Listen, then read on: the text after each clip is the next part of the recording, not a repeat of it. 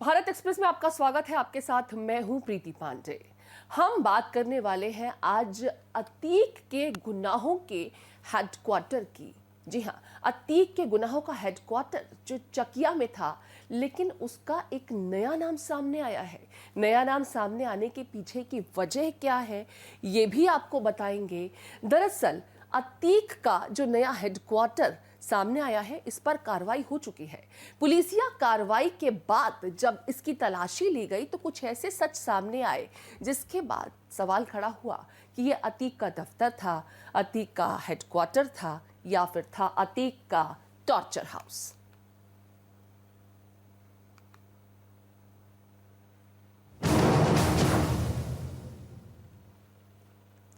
Mafia Atiq का काला साम्राज्य ढह चुका है, लेकिन उसके गुनाहों के सबूत लगातार मिलते जा रहे हैं।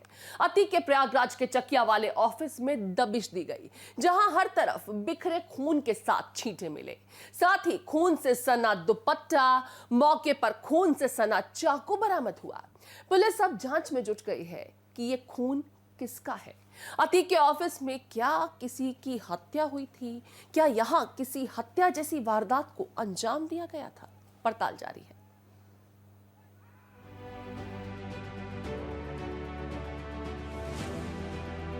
माफिया अतीक और उसका भाई अशरफ मारा गया। इसके साथ ही माफिया का काला साम्राज्य मिट्टी में मिल चुका है, लेकिन उसके अपराधों के खूनी सबूत अब भी मौजूद हैं। प्रयागराज के चकिया इलाके में अतीक के ऑफिस में खूनी सबूत मिले हैं।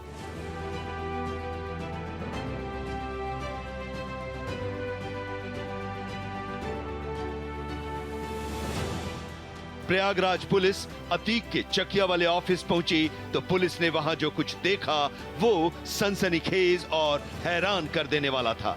अतीक के इस वीरान पड़े ऑफिस में सीढ़ियों से लेकर छत तक खून के छींटे मिले हैं। किचन में खून के ताजे धब्बे मिले हैं। फर्स्ट फ्लोर पर खून से सना दुपट्टा और मौके पर खून से सना चाकू भी मिला है। पुलिस ने फौरन फॉरेंसिक टीम को जांच के लिए मौके पर बुलाया। पुलिस जांच में जुटी है कि ये खून कितने दिन पुराना है और ये किसका खून है। आशंका जताई जा रही है कि हर तरफ बिखरा खून किसी महिला का हो सकता है, लेकिन अभी साफ नहीं हो पाया है कि ये खून किसका है। चकिया स्थित अतीक अहमद के कार्यालय पर एक बार फिर से सनसनीखेज मामला सामने आया है। हम आपको दिखाना चाह रहे हैं कि ऑफिस के ये ग्राउंड फ्लोर है और यहाँ पर खून के धब्बे आप साफ तौर पर देख सकते हैं। साथ ही साथ यहाँ पर एक चाकू भी आपको दिख रही होगी। इस चाकू में खून के धब्बे के निशान भी हैं। तो आखिर यहाँ पर खून के धब्बे और चाकू कहाँ से आए, और यहाँ पर जब पुलिस पहुंची है तो साफ तौर पर पुलिस यहाँ से तमाम एविडेंस को कलेक्ट करने की कोशिश कर रही है लगातार। इतना ही नहीं, अभी यहाँ पर कुछ देर के बाद ही फॉरेंसिक टीम भी पहुंचने वाली है। फॉरेंसिक टीम आकर के सैंपल कलेक्ट करेगी और जानने की कोशिश करेगी कि आखिर ये खून के धब्बे के निशान आखिर किसके हैं, क्योंकि यहाँ पर रात के समय भी तमाम पुलिस वाले बाहर ही गश्त करते रहते हैं। अब देखिए ये ग्राउंड फ्लोर का सीढ़ी का रास्ता है। यहाँ पर भी तमाम खून के धब्बे के निशान आप देख सकते हैं। ये ब्लड सैंपल है, यहाँ से कलेक्ट किया जाएगा और जानने की कोशिश की जाएगी कि आखिर ये खून के धब्बे किसके हैं। अतीक के इस ऑफिस पर 2020 में प्रयागराज प्राधिकरण अथॉरिटी ने बुलडोजर चलाया था। तब से ये वीरान पड़ा था, लेकिन यहीं अतीक अपने गैंग को चला रहा था। इसी ऑफिस में अतीक के गैंग ने टॉर्चर रूम बना रखा था। 21 मार्च को उमेश पाल हत्याकांड के बाद इसी ऑफिस में पुलिस को 74 लाख रुपए कैश और 10 पिस्टल मिली थी, लेकिन पुलिस ने इस ऑफिस को सील नहीं किया।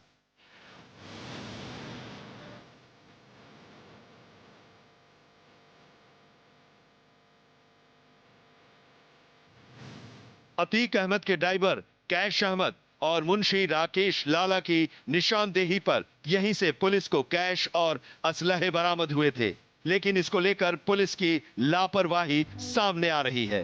अतीक के इस ऑफिस पर किसी तरह की सुरक्षा के कोई इंतजाम नहीं किए गए, जबकि पुलिस ने ऑफिस में जब छापा मारा था तब उस वक्त किचन में ताजी रोटियां बनी मिली थी। ऊपर के कमरे के सोफे साफ सुथरे थे। एक कमरे में महिलाओं के भी कपड़े मिले थे। तब पुलिस ने अतीक के गुर्गों के इस ऑफिस का इस्तेमाल करने की आशंका जताई थी। भारत एक्सप्रेस ने पहली रिपोर्ट में आपको उस गेट की तस्वीरें दिखाई थी जहां पर इस वक्त खून के धब्बे के निशान हैं, चाकू पड़ी हुई है, साथ ही साथ फर्स्ट फ्लोर पर भी दिखाया। लेकिन ये जब अब मैं यहां से गुजर रहा हूं तो ये दूसरा दरवाज़ा है जो कि आप देखिए कि पूरी तरह से खुला हुआ है। कोई भी व्यक्ति यहां पर दिन का वक्त हो, रात का वक्त हो, आधी रात हो, आसानी से एक्सेस कर सकता है। और ये जो अब आप काला शीशा देख रहे होंगे, इसी कमरे के भीतर से पुलिस ने जब छापेमारी की थी पहले तो निशानदेही पर जो 5 लोगों को गिरफ्तार किया था, इसके भीतर से ये जो आप देख रहे हैं कि ऊपर यहाँ से पुलिस को भारी मात्रा में कैश बरामद हुआ था। 74 लाख के करीब ये कैश बरामद किया गया था। इसके साथ ही साथ कार्यालय के भीतर से 10 पिस्टल भी बरामद की गई थी। तो इतनी बड़ी बड़ी चीज़ें अगर यहाँ पर छुपाई जा रही हैं। अतीक का ये गढ़ है, अतीक का ये कार्यालय रह चुका है। जब अतीक अहमद सांसद हुआ करते थे तो यहाँ पर बाकायदा जन सुनवाई किया करते थे। अभी देखिए कि यहाँ पर पुलिस पहुंची हुई है, एफएसएल की टीम भी मौजूद है। ये देखिए कि पूरी तरह से खुला है, यहाँ पर कोई भी व्यक्ति आ सकता है, कोई घटना को अंजाम दे सकता है। और जिस हिसाब से ब्लड स्पॉट पाए गए हैं, चाहे ग्राउंड फ्लोर की बात की जाए, फर्स्ट फ्लोर की बात की जाए, और किचन में हमने देखा था कि जब पिछली बार छापेमारी की गई थी तो ताज़ी रोटियां थी, सब्जी थी। तो ये तमाम चीज़ें इस बात की तस्दीक करती है कि आखिर यहाँ पर रहता कौन है। अतीक के ऑफिस में बिखरे खून के छींटे समेत तमाम सबूत किसी बड़े गुनाह की ओर इशारा कर रहा है। लेकिन इस मामले में पुलिस अब भी कुछ भी कहने से बच रही है। हमारे साथ मौजूद है सत्येंद्र कुमार तिवारी। सर, जो घटना पे आप पहुंचे हुए हैं, ताज़े खून के धब्बे के निशान आपको लग रहे हैं? जांच के बाद क्लियर करेंगे कि कितना पुराना ये धब्बा है। अभी कुछ कहना जल्दीबाजी होगी। 2 दिन पहले हमारी टीमें यहाँ पर पहुंची थी, तब इस तरह की स्थितियाँ नहीं हमने देखी थी। चाकू भी पड़े मिले हैं और ग्राउंड फ्लोर से लेकर के फर्स्ट फ्लोर तक खून के धब्बे के निशान हैं। हाँ, ये सही है, धब्बे दिख रहे हैं। इसीलिए हमने जो है पुलिस अपनी फॉरेंसिक टीम को बुलाया है और जाँच से क्लियर हो जाएगा कि किस तरह का ब्लड है और क्या हुआ होगा, ये स्थिति स्पष्ट हो जाए। तो साफ तौर पर जो एसीपी हैं उनका ये कहना है कि जांच के बाद ही ये साफ हो पाएगा कि आखिर यहाँ पर कौन आया था। एक से ज़्यादा लोग थे और ये जो ब्लड मिले हैं ये किसी महिला के हैं, पुरुष के हैं या फिर किसी जानवर के भी हो सकते हैं। ऐसा तमाम चीज़ें, इन तमाम चीज़ों पर अब पुलिस जाँच करेगी। उसके बाद ये तय होगा कि आखिर अतीक अहमद के कार्यालय पर रात के समय इस तरह की वारदात को किसने और कैसे अंजाम दिया। वीडियो जर्नलिस्ट भीम सिंह यादव के साथ अभिषेक पांडे, भारत एक्सप्रेस, प्रयागराज। अतीक के इस वीरान ऑफिस में कुछ दिनों पहले तक खून के कोई सबूत नहीं थे, लेकिन अचानक यहाँ खून के छींटे कैसे बिखर गए। फिलहाल पुलिस आसपास लगे सीसीटीवी फुटेज को खंगालने में जुटी है, जिसके जरिए ये पता लगाने की कोशिश की जा रही है कि हाल के दिनों में कौन कौन शख्स इस ऑफिस के अंदर गया है। पुलिस आसपास के लोगों से पूछताछ कर रही है। अतीक का चकिया वाला ये वही ऑफिस है जो अतीक के काला साम्राज्य का अहम हिस्सा रहा है। यहीं से अतीक और उसके गुर्गे अपराध का काला साम्राज्य चलाते थे। अवैध तरीके से जमीन कब्जा करने और वसूली करने के लिए अतीक ने टॉर्चर रूम बना रखा था। इसी ऑफिस में अतीक ने साल 2006 में उमेश पाल को किडनैप करके 3 दिनों तक रखा था और उमेश पाल को बिजली के शॉक दिए थे। उमेश पाल से अपने पक्ष में ये बयान भी लिखवाए थे। प्रयागराज से अभिषेक पांडे के साथ bureau report, Bharat express.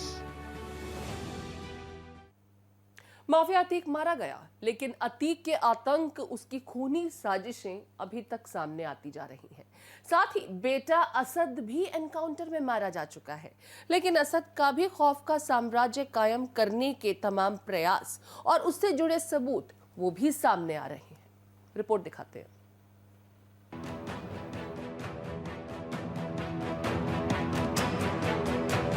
Mafia Atiq के मारे जाने के बाद उसके आतंक और खूनी साजिशें सामने आ रही हैं और अतीक के रास्ते पर चलते हुए उसका बेटा असद भी खौफ का साम्राज्य चलाने लगा था। इसके सबूत भी सामने आ रहे हैं। माफिया डॉन अतीक का आतंक जब अपने चरम पर था तो वो बेखौफ होकर आलीशान बंगलों पर कब्जा कर लेता था। अतीक के आतंक का सीसीटीवी में कैद एक वीडियो सामने आया है, जिसमें अतीक अपने गुर्गों के साथ प्रयागराज के लूकरगंज इलाके में कारोबारी राजीव टंडन के घर को कब्जा करने पहुंचा था। ये वीडियो साल 2014 का बताया जा रहा है। वीडियो में देखा जा सकता है कि अतीक अहमद अपनी हनक में घर में दाखिल होता है और उसके पीछे पीछे उसके गुर्गे भी आते हैं जो हथियारों से लैस होते हैं। अतीक अहमद घर में आ धमका और उनके परिवार को 1264 गज की जमीन को 2 महीने में खाली करने की धमकी देकर चला गया। पीड़ित के मुताबिक उस समय अतीक के खिलाफ मुकदमा तक दर्ज नहीं हुआ था। वहीं एनकाउंटर में मारा गया अतीक का बेटा असद अपने पिता के रास्ते पर चल निकला था। असद के मोबाइल फोन से कुछ तस्वीरें और वीडियो मिले हैं जो इस बात की तस्दीक करते हैं कि वो अपने माफिया पिता की तरह डॉन बनना चाहता था और वो अपने आप को डॉन समझता था। उमेश पाल हत्याकांड को अंजाम देने वाले असद के मोबाइल फोन से मिली एक तस्वीर में उसके चेहरे पर डॉन लिखा हुआ है। उसकी दूसरी तस्वीर में land of the allotment gangster लिखा हुआ है। असद के खौफ का साम्राज्य चलाने वाला वीडियो भी सामने आया है। असद का मोबाइल फोन एक एक कर बड़े राज खोल रहा है।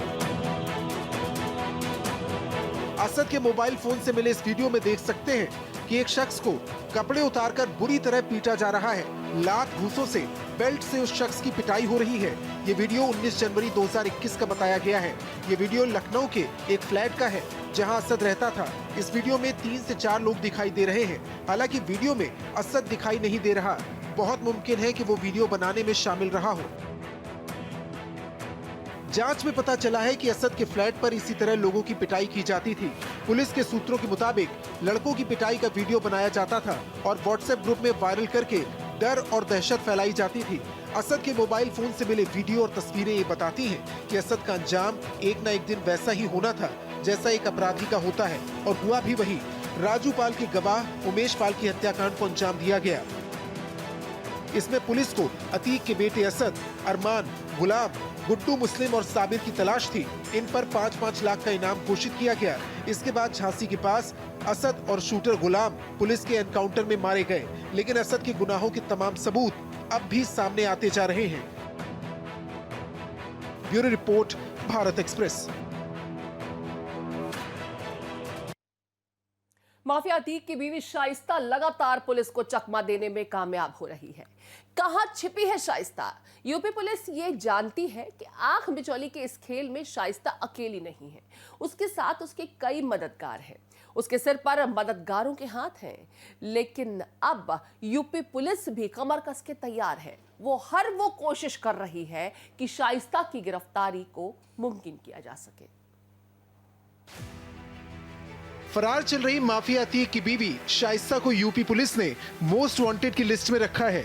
शाइस्ता के साथ अशरफ की बीवी जैनब फातिमा की भी तलाश जारी है, लेकिन शाइस्ता पुलिस को चकमा देकर भागने में कामयाब हो रही है। प्रदेश पुलिस और एसटीएफ शाइस्ता की तलाश में खाक छान रही है, लेकिन पुलिस के एड़ी चोटी का जोर लगाने के बाद भी अतीक अहमद की बीवी शाइस्ता परवीन का पता नहीं चल पाया। उसे धरती निगल गई या आसमान खा गया, कुछ नहीं मालूम।